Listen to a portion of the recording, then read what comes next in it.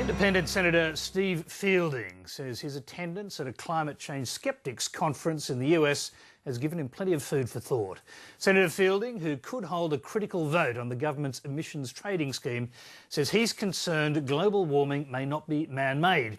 He was one of hundreds who gathered to hear an alternative view on climate change. Our Washington correspondent, Michael Rowland, reports. Really debates in Congress. In this hotel ballroom in Washington, the science of global warming is under attack. I do know a little bit about science. I know there are protons and neutrons, electrons and morons.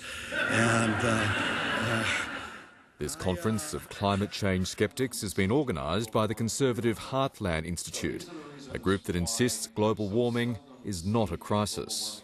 If you open your newspaper, if you turn on the television set, chances are you're going to see nothing but global warming alarmism coming at you. The skeptics argue there's absolutely nothing to be alarmed about.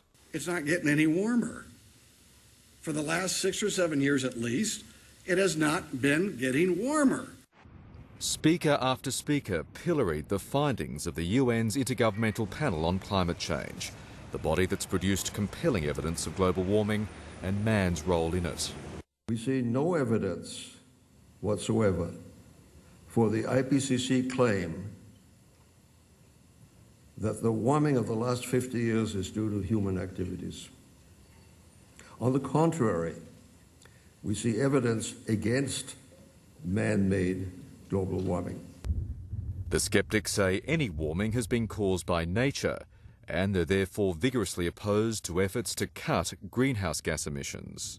All of the activities about mitigating carbon dioxide, which is not a pollutant,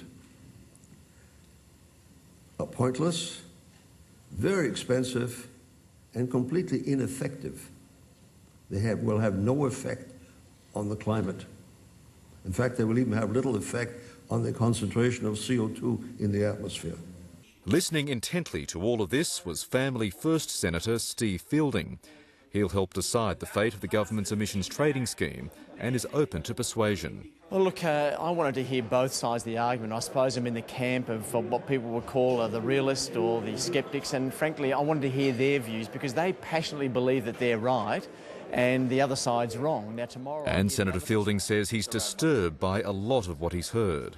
We've all bought this idea that man is the problem with carbon emissions and therefore man has to change what they do with carbon emissions. That's where we're at the moment, but there are some questions now being asked, is man the problem? And if not, then what are we doing? The Senator will hear the other side of the climate change debate tomorrow during a visit to the White House.